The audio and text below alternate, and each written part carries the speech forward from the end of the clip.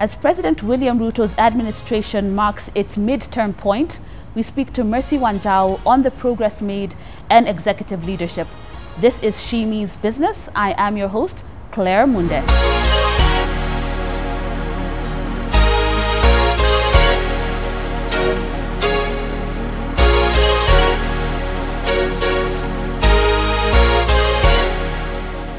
Hi, Mercy. Hi, how are you, Claire? I'm well, thanks. How are you? I'm good. Welcome to Shimi's Business. Thank you. You know, many people know you as the Secretary to the Cabinet, but we'd like to know a little bit more about you and how you ended up in this role. Could you take us through your career trajectory? What did you study and how did you have the major milestones that led you to where you are today? Oh, okay, great. I studied at the University of Nairobi, Bachelor's of Law, and then went on to study advanced commercial law at the University of Cape Town, South Africa. While there, a historic process had started around the demutualization of Old Mutual, and it called in a lot of professionals from the universities, and I was fortunate to get involved in the due diligence that led to that demutualization, and that introduced me to the world of consultancy at a multinational level, cutting across different countries. A very, very interesting process indeed. I then came back to Kenya and went into private legal practice, but the call back to consultancy soon came, and I joined PricewaterhouseCoopers as a tax and legal consultant, which was very instrumental for me. I think it was very foundational because it actually anchored the era of Kenya's adoption to technology, the very, very early days.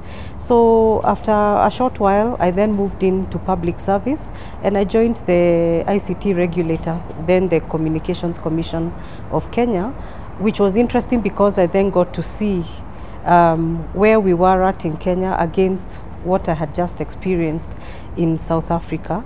And of course, thereafter, a lot of milestones have been achieved in Kenya that has really transformed, you know, the economic front in this country. In 2022, I was nominated by His Excellency the President as the Secretary to the Cabinet, which is a role I have been handling since then. And it has been a tremendous opportunity and privilege to contribute to the growth of Kenya in that capacity. That's great. Do you think your background in commercial law and also ICT has shaped the way you make some decisions in your current position? I would say yes, in many ways yes, because coming in from a commercial law background, one is very attuned for precision and results. And the fifth administration has been very keen on monitoring achievement because by manifesto, many commitments were made with targets and timelines and the like. So I think this gave me a natural bend in that regard. One of the key pillars of the administration's priorities is digital transformation, and a lot of growth and development is being achieved on that front. And this obviously has really been very exciting for me, coming in from the technology sector and being fairly digitally fluent, to be able to contribute at this level, to be able to see the changes that can happen.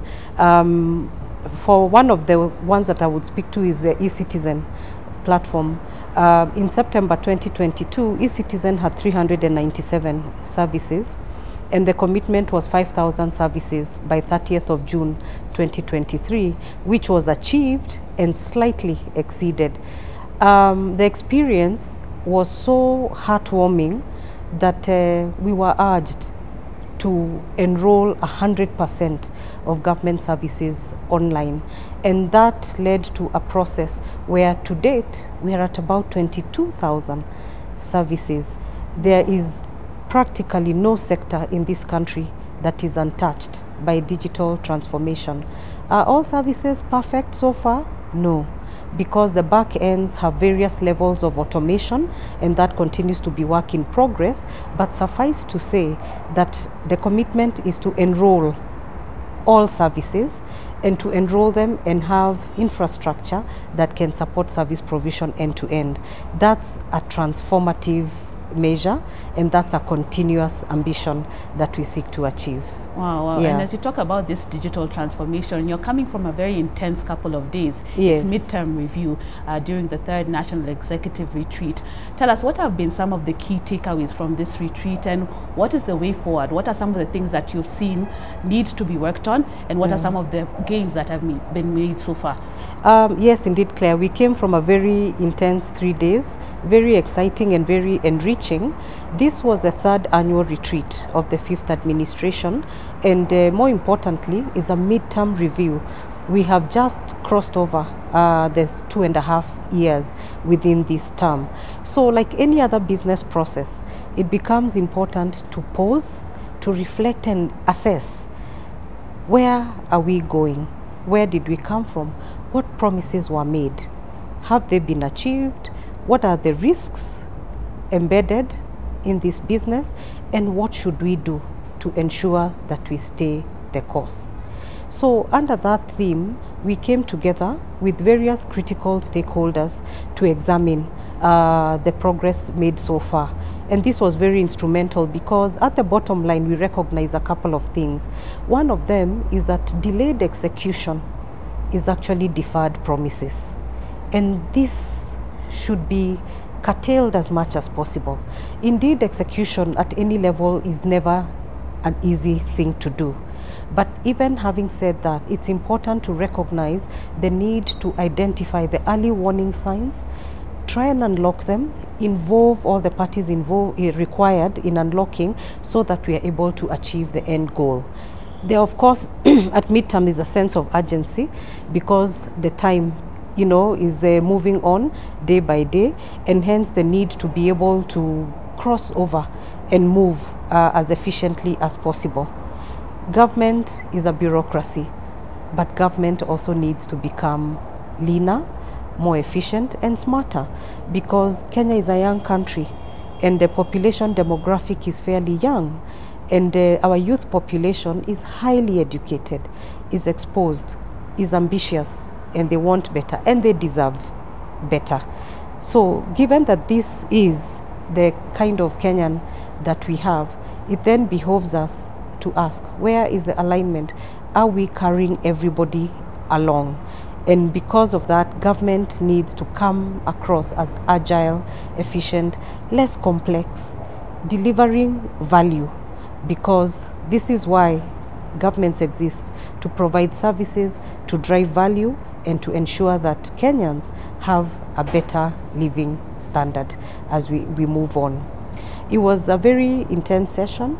You recall, starting off at the 5th administration, we started off with the Kenya Kwanza platform. We're now in a broad-based government, and the need to all recognize that when we come together, even when views are different, we must be able to articulate issues based on facts, because at the end of the day, we all work for the one nation, Kenya.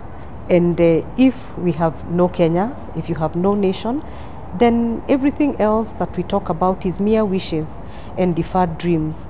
Of course, one would look to the national anthem. One of the sentences in the stanza is "Plenty be found in our borders." And I think this, in an unspoken way, was the foundational conversation, because plenty is within our borders. We need to actualize that. And if it can be actualized now, why wait? If the reason why we are not actualizing the plenty is because of inefficiency or corruption or just duality of views and lack of synergy, then we need to deal with this kind of constraints, this kind of risks, and bridge the gap so that we are able to bring a one government approach and leverage in order to achieve for the betterment of all of us. Okay, so you've talked about issues like the bureaucracy and really looking for a leaner operating process. Could you tell us like 2 of the takeaways from this midterm review where you're seeing there is progress that is being made, and 2 others that really there needs to be more work done if we're going to help this nation get to where we are, as we are saying, plenty is being found within our borders? One of the things that came out as a resolution is that all government procurement is going online on e-procurement by 1st of July.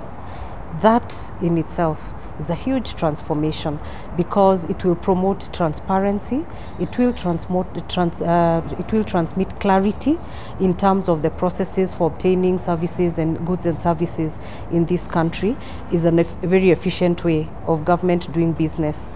So that's one of the things that came out. Another one was the urge that any remaining government to citizen service must go online. Also, to just mention to you, Claire, that Kenya is the one country in Africa that has included persons with disabilities 100% online. And this was recognized by the Global Disability Summit sometime last year.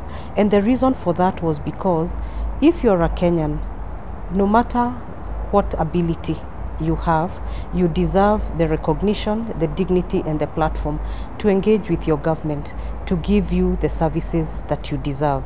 And through use of sophisticated algorithms and software, this has been achieved. So I'm very optimistic that as we continue to automate the infrastructure around the services, remember I said not all back ends are fully automated, that this should provide a very seamless experience for Kenyans, whether you're in the country or outside, and regardless of the different abilities that one may have. What will that do to us? That will take us to a next level, because once all services are automated, once all Kenyans are recognized in the system, we should be able to deploy new technologies such as artificial intelligence to add value from cradle to grave, so that the systems should be able to prompt us. It's time to get your ID. It's time to get your passport. There's a credit line available for you. There's this and that opportunity. Would you be interested? Because your details and your data are there. I say that particularly because of the youthful population that we have.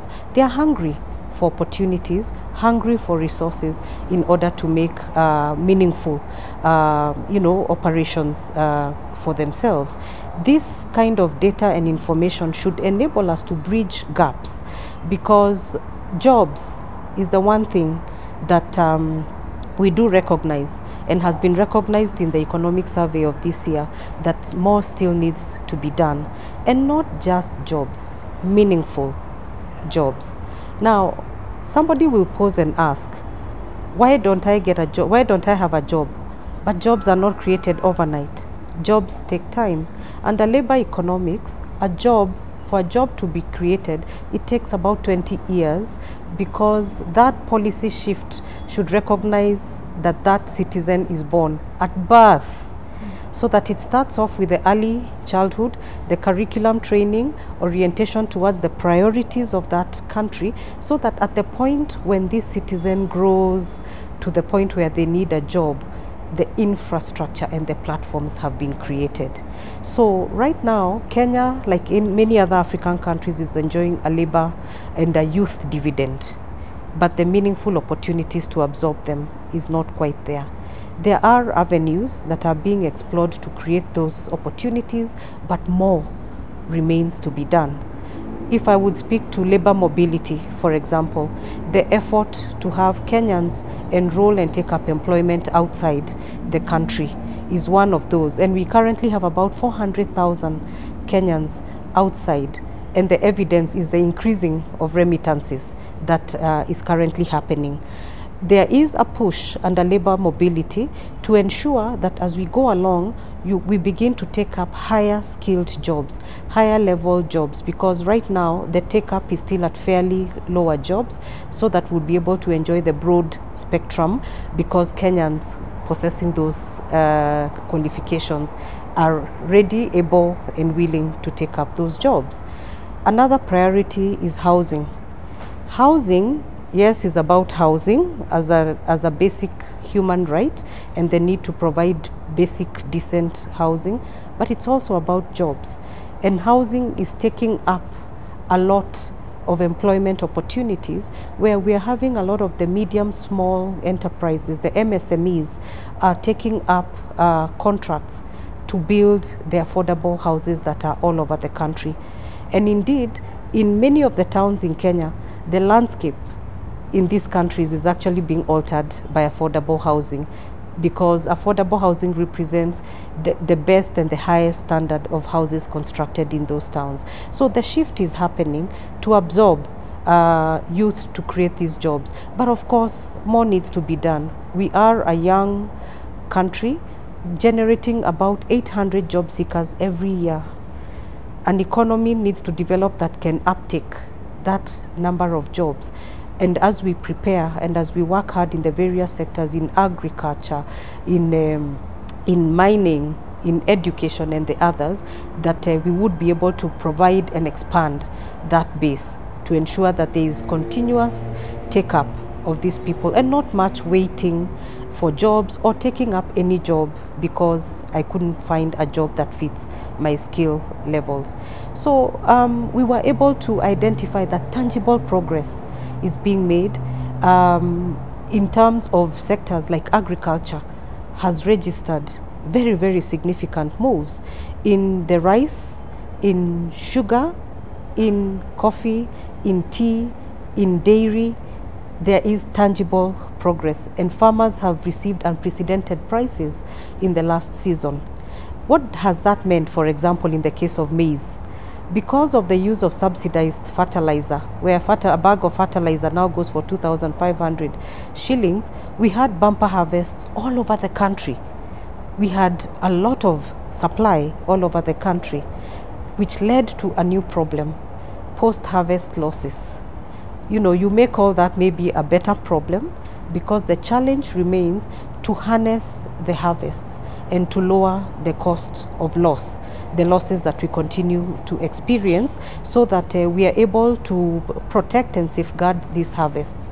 We have milk cooler projects that harness the milk from dairy farmers across the country.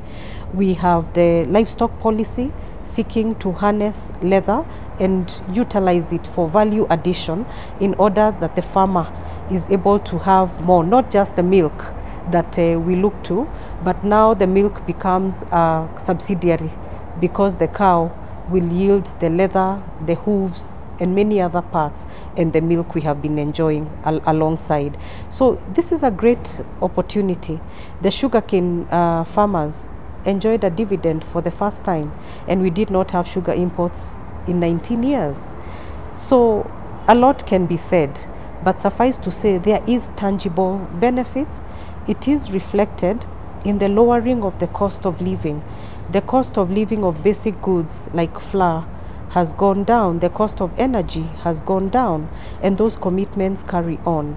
As we move on, because this is half term, and this is a time to consolidate so that we can catalyze the implementation of these projects. I believe that things can only get better, and we should move forward very constructively in order to be able to register those kind of benefits. So we are talking about not just creating jobs, but actually meaningful jobs. And you did mention that it's not an overnight thing to create a job. It can take up to that 20 years. So how do we strike the balance? Yes, we're getting those remittances, but also how do we strike the balance in creating jobs just right here within the country for our youthful population to make meaningful use of their time? Now, that's an interesting question, and I think it is a complex issue. And this is why it has evaded us for many years. For one, the economy needs to grow and deepen in order to develop the capacity to create these jobs and then uptake the youth. And these are some of the benefits that we have seen in looking at sectors like agriculture, for example, where the growth and the expansion is very, very clear. But as it does so, it becomes necessary to look elsewhere for that capacity to be off-taken and this is the mobility, jobs mobility that's happening elsewhere. So that should create an environment where the balance is sensitive, it is gradual, but then it should pick off at some point. Maybe just to give context, the African continent is rising in terms of population growth and the youth dividend. And the statisticians say that this will carry on to 2032. Kenya is one of those that will enjoy that kind of curve. So the question that we asked ourselves in the last 2 days was, knowing what's coming, what should we do to ensure that Kenya is a better place progressively? Because, as I said, jobs are not created in a day. So policies should be in place today that will enable the creation of that meaningful job in 20 years' time for the citizen who was born yesterday, for example. This is a gap that Kenya needs to bridge, and to bridge meaningfully. Even as it does so, and recognizing the young population, the issue of health obviously comes to the fore, and once more, the matter of universal health has evaded us for a long time. But under the universal health coverage that is currently ongoing, we begin to see take-up of about 23 million Kenyans from 8 million before, because we need to assure ourselves that as we continue to rise and continue to grow with a youthful population, that it is a healthy nation that is able to handle its mandate. So the health coverage, which has been incepted in the last year or so, continues to run the hoops of implementation, of transition, so that when things calm down, there should be no Kenyan exposed, or any Kenyan who has to sell property because they need to take care of medical bills. So as you can see, there were many discussions up in the air, but all designed to answer the one question: what are the needs of Kenyans? What track are we making of meeting those needs? Because this is our imperative, and Kenyans deserve these kind of services. Of course, with that comes a lot of commitments, and we also looked at the kind of gaps or risks that beset us as a country, that beset any business actually. And at the top of it, of course, is the budgets, financing, the deficits in financing, and the encouragement to be very innovative, to partner, to be very creative, because I do not think there is anywhere in the world where one gets 100% of the resources that they need to achieve what it is they need. But it is possible to identify and find partners of mutuality so that you can come together and be able to achieve in unison, and is a win-win for everybody, and we are able to bring in the different fragments of financing to bring it to the totality of the whole. Okay, yeah. Now I'd like us to talk a little bit about your experience in the as Secretary of Cabinet, but a little bit more on that AI. You're talking about incorporating it a little bit more from cradle to grave. Yes. How do we balance that issue of ethical AI use? Because it's a thing that keeps on coming. Yes, AI is going to simplify a lot of things, but then there's the ethical issue that comes about. How do you see that playing out when it comes to government business? I think that calls for a very sensitive balance, and indeed, whether it is AI or any other form of technology, we must at the inception integrate integrity by design. So it doesn't come in by default, because while technology is a good thing, it can also be used for purposes that are less than good.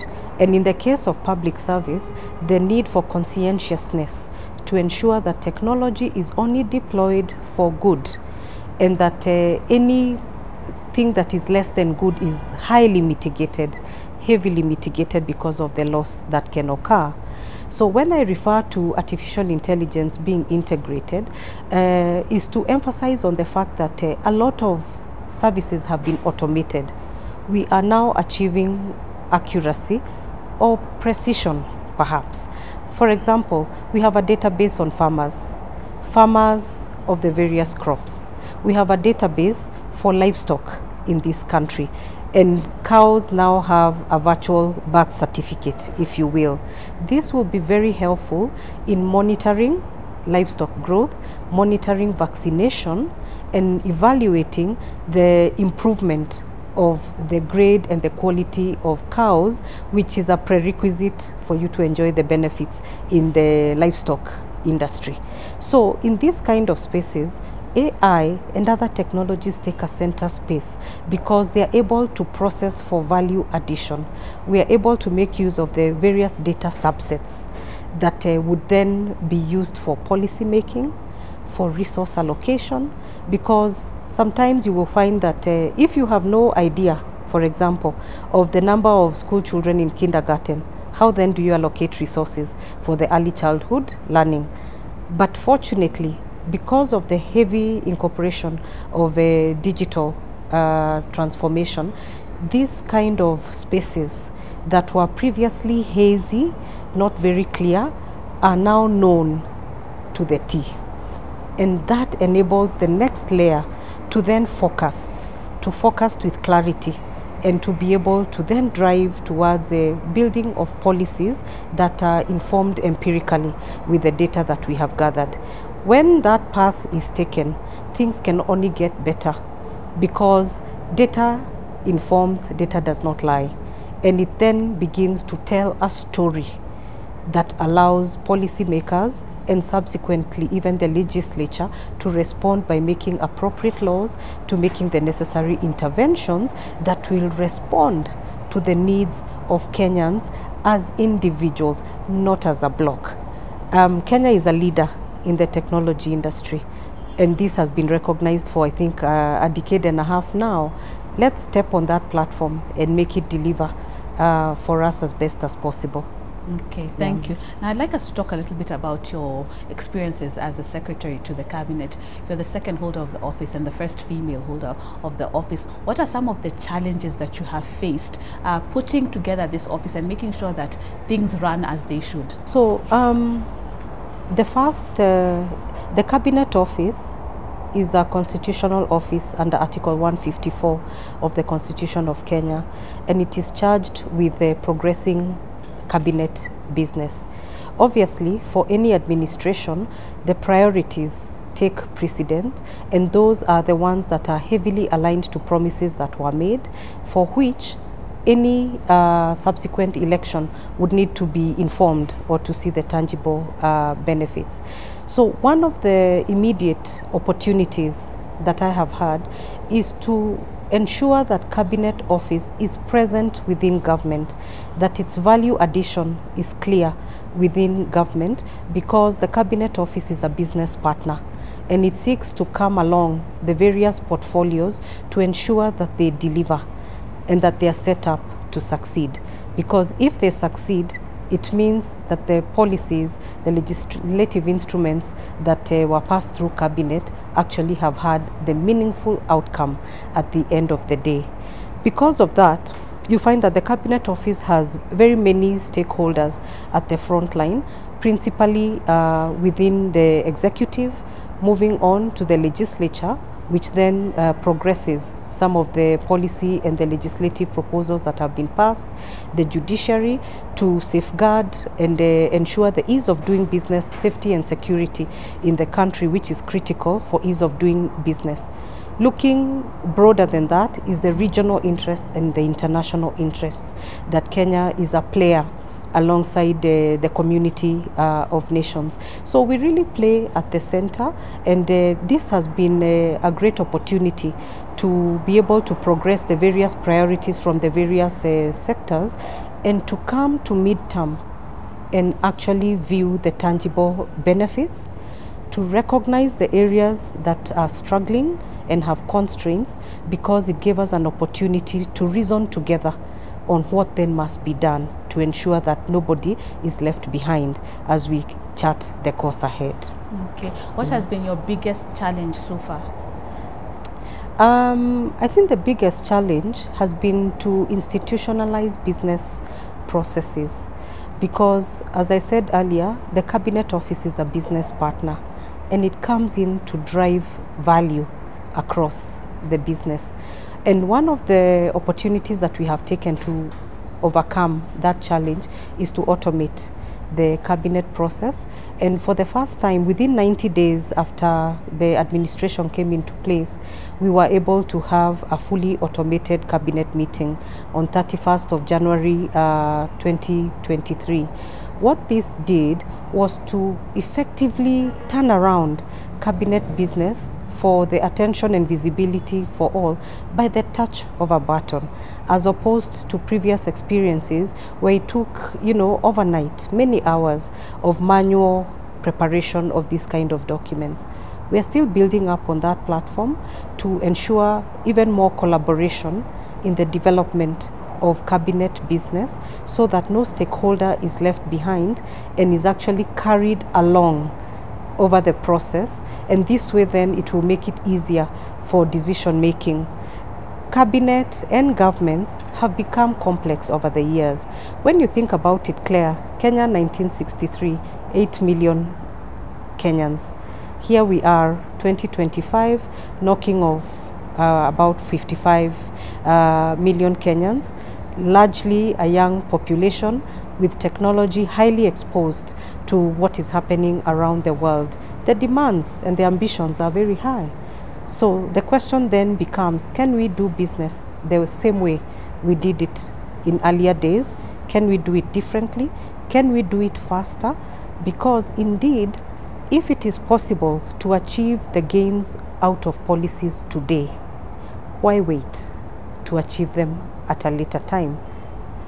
Okay, now I'd like us to talk about, as a woman in such a critical position, have you faced some challenges by virtue of being a woman? This is She Means Business, and sometimes there are women who say, no, it's not about man or woman, I just get the job done. And then there are some women who say, there are some unique challenges that I've faced along my journey. What has your own story been like? That's a very good question, actually, because I do recall in the early days when my children were young and having roles that were time consuming, it obviously could easily cause lack of balance, and I needed a lot of support because alongside myself and my spouse, taking care of our children and our household and having busy careers, each of us, was the need for a lot of support, social support and family support to make this happen.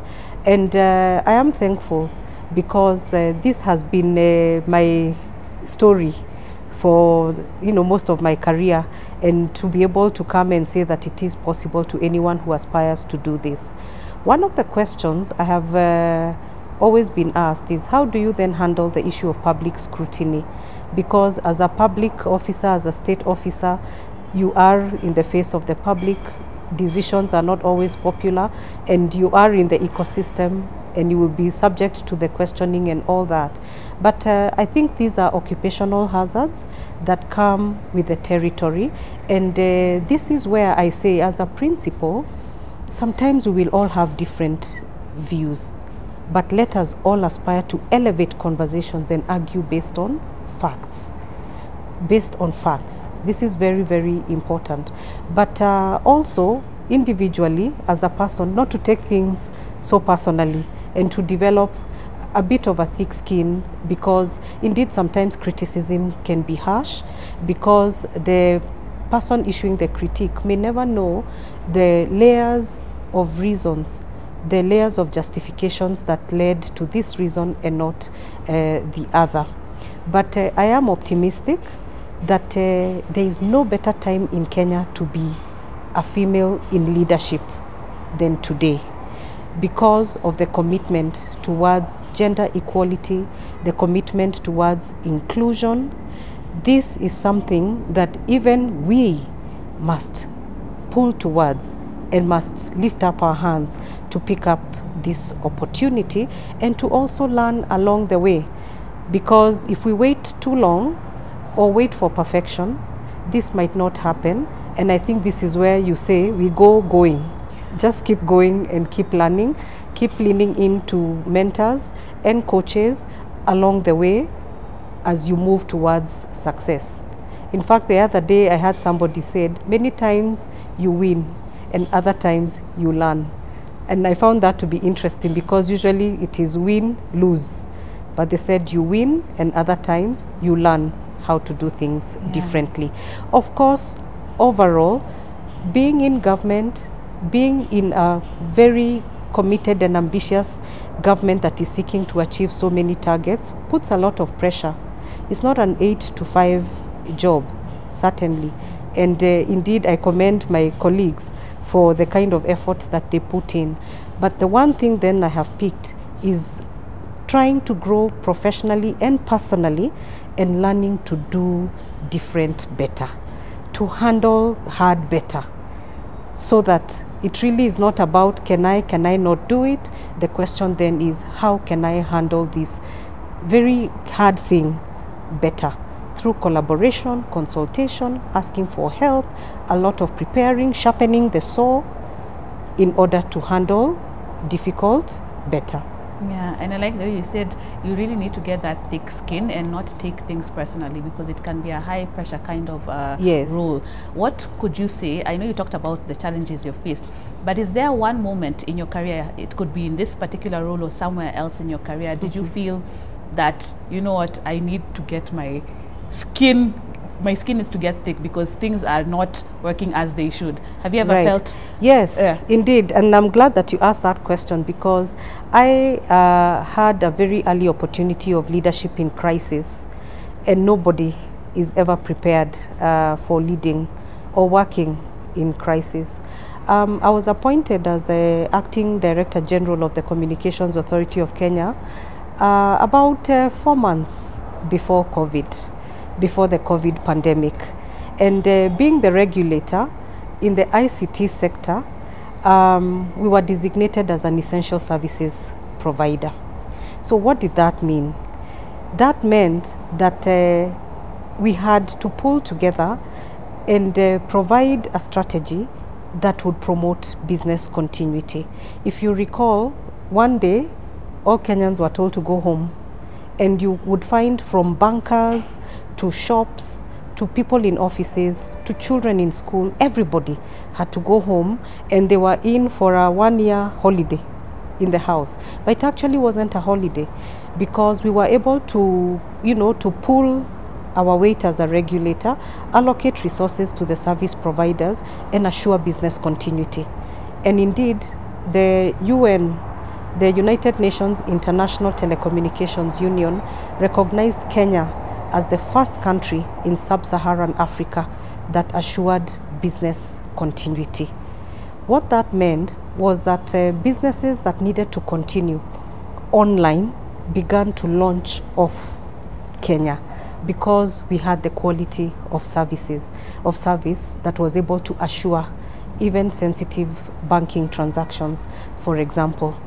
We also went a step further and recognized that because all the school children were at home, and regression does happen, especially in the early years, and we wanted to safeguard that. So we issued directives under my leadership at the authority, directives requiring the TV stations to turn some of their time space into classrooms. And this is why you would open TV at 10 a.m. and find standard 5 mathematics going on. I'm very proud of this, because we were able to safeguard the learning of a nation and to ensure that it carried on.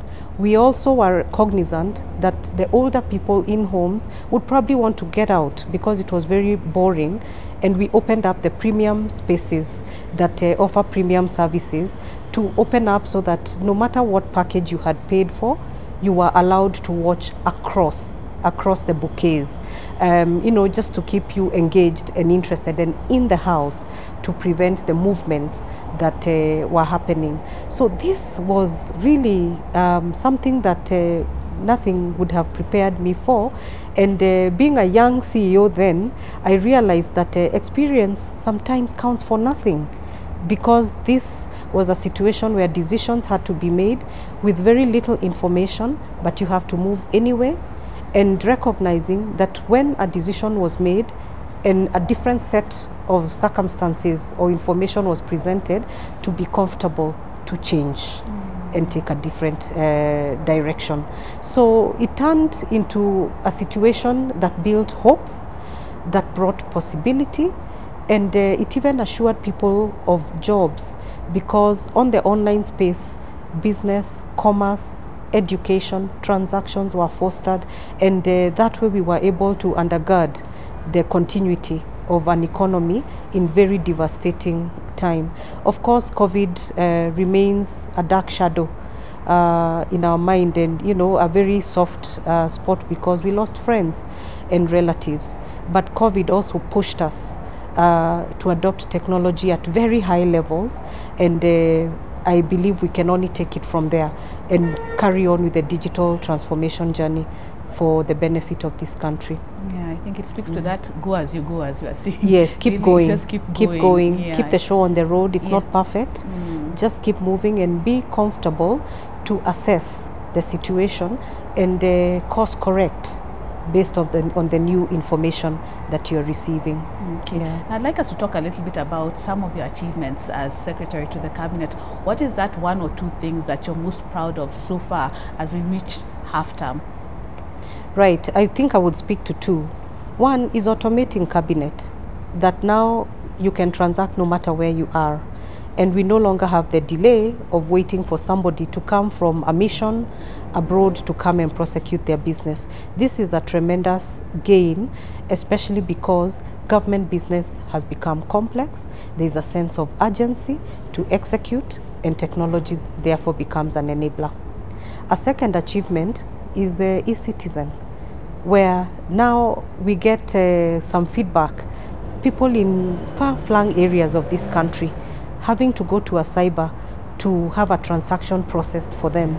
This is very, very hopeful for me, because it represents digital jobs, because it is the young people in this country who will be in those cybers generating information and queries for the benefit of service for citizens in this country.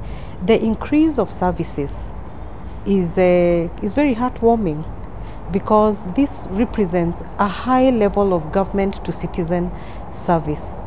And maybe I should say that as we move on, we want to get to the point where we will begin to ask citizens, is there another service that you have in mind that is not offered, that we can consider and offer as a premium service? When we get there, we will then say that the government of Kenya has achieved a gold standard of service, and it is doable. It is doable in our lifetime. We should go there. So, of course, with the increase of the multiplicity of service, government revenue has also been boosted. And this is important, because with a growing population, with an expanded needs list to be met, revenue transparency and revenue increase obviously then becomes goals that we would want to achieve. I see that my achievements are very heavy on technology. So back to your question, you see how background stitches somebody in a certain direction, because the fact of digital transformation being one of the key priorities of this administration has allowed many people like myself to then look to that priority as one of the factors of great contribution. Okay. Now, before we switch gears a little bit, I'd like you to talk about some of the things that you would say have played a role in your growth. You've talked about collaboration, you've talked about consulting in different areas of your life. What role do you say mentors have played? You spoke of mentors, you spoke of coaches. What role have they played in your own growth? Well, I'll start off with my parents. I'm a child of teachers. And you know, they say children of teachers should always be at the top of class, much as I have a bit of a different view, because skills and competencies are different. But the fact of having had that kind of home environment that was very fostering and very enabling really helped. Moving on to the career space, I had just but the best of seniors in my career, where a lot of mentorship, a lot of instruction, a lot of hand-holding, you know, was being undertaken. And indeed, I just attended the 50th anniversary of my first employer this past weekend, and with a deep humility and reflection of how so many of us who were gathered there, you know, really did our first professional footsteps in that law firm, to a certain culture, to certain drumbeats, which makes it very relatable for the rest of us and to bring excellence to the work that you do. And the one thing that I carry away from that mentorship space, this is over 20 years ago, was that do not be afraid to ask questions. Nobody knows everything.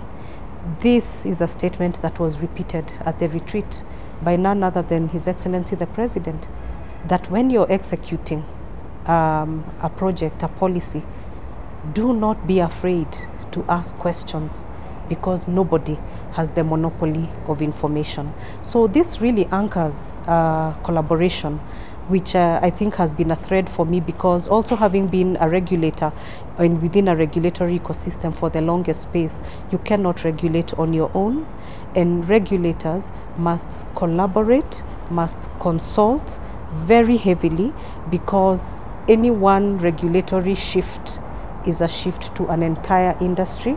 And an industry as sensitive as ICT in Kenya is, one has to be to have all their sensibilities around them, to consult, to make compromises, to be clear on what the public good is it that you are achieving in order to achieve. So that foundationally, the mentors that I have had along the path have always emphasized that you cannot bring your best by yourself. You need others, you need guides, you need bosses, you need supervisors to walk along with you.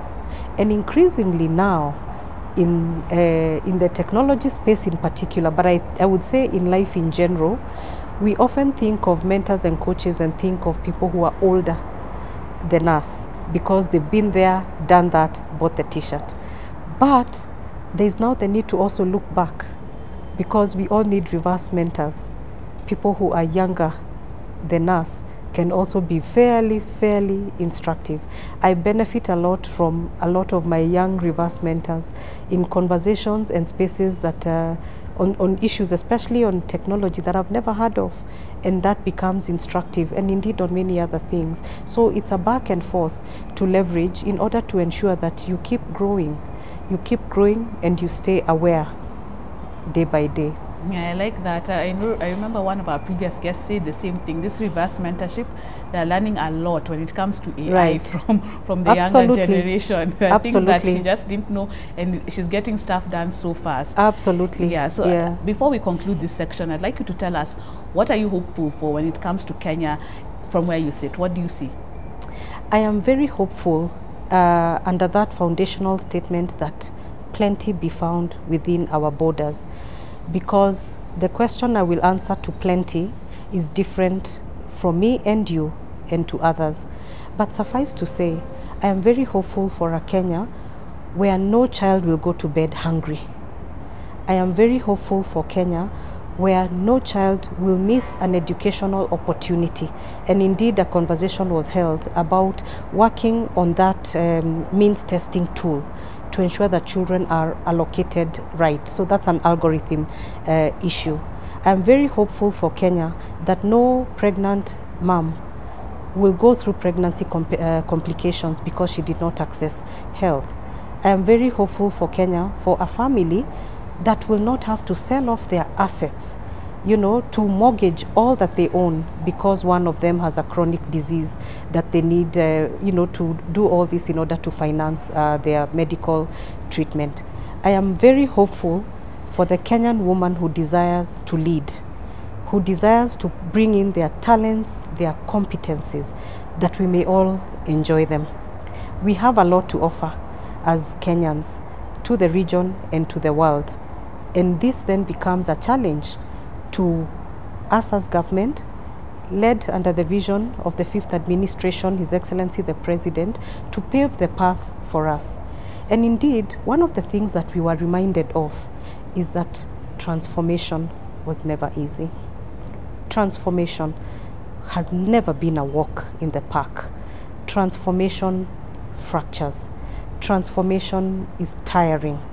But if you believe that these changes are possible, then stay the course, because on one day, one dark morning at 3 a.m., the light will break. and we will see the new possibility. And when the emphasis was made that it is actually possible to see these gains in our lifetime, I thought that was really profound. Why would you postpone this kind of benefits? Let's come in together as one and work on these changes to seize these possibilities, because it can only be better for us and for our children and for our children's children, for the prosperity of Kenya. Okay, thank you. Now I'd like us to shift gears a little bit and just get to know you a little bit more outside the professional sphere. What are you currently listening to? What kind of music? I listen to all manner of music. I like a lot of Afrobeat, but I think I'm fairly eclectic listener. I wouldn't even want to put a finger onto one particular one. And also say I'm a heavy listener, I'm a podcaster, and I listen to a lot of those. So lately I've been listening to The Catalyst and to David Cameron. I find them very challenging, but I actually go all over the place. Oh. All over the place. Yeah. Interesting. Yeah. And what do you do for fun? I cook. I like to entertain. I like to swim. I like to walk. What's your favorite meal? My favorite meal, chicken. Chicken. Chicken and chapati. Oh, yeah, I love that. You can do the layered ones. Yes, yes, I try. You try. I try, yeah. Okay, what does success mean to you? Success means moving and following your purpose and being able to see small benefits and outcomes day by day. It's a very continuous process. It's a journey. I think success is about becoming. It's not a destination. And I think I would enjoy success even more when you meet people and have a conversation that is so mutual, that it sounds curated and crafted, because what that does is that it inspires highly. And the last retreat we just did and the midterm review was a recharge. It was an inspiration. It carried caution on things to watch out for, because ultimately the success in my role right now is to deliver on the promises that were made to Kenya. I'm a key enabler within that ecosystem. Awesome. At a personal level, success is having goals and objectives, friends and family that you can move towards in common bond to achieve and have moments and memories that you can always look back to. Awesome, awesome. And as we wrap up, I'd like you to look into the camera, speak to that woman or even man who is looking to rise in leadership, and they're asking themselves, can I do this, or how do I go about it? What is that one piece of advice you'd give them on how to really get to those rooms that they feel like are beyond them? You deserve to be in that room. And sometimes, because of different factors, one may find or feel that they are not ready for it, that so and so is better for it. But you have all it takes, and we all come fully loaded with the talents, the abilities, the competencies to make it happen. Move towards it, even with fear. Move towards it and keep growing and keep learning and keep aspiring. Reach out to mentors, reach out to coaches, reach out for hand holding, because even you can make it. And in fact, your seat is there waiting for you. Keep moving. You've heard it from Mercy Wanjau, the Secretary to the Cabinet. You deserve to be in those rooms. Learn how to collaborate, and then you will elevate. This has been She Means Business. I have been your host, Claire Munde, and we've been filming at Park Inn by Radisson. Until next time, have a good one.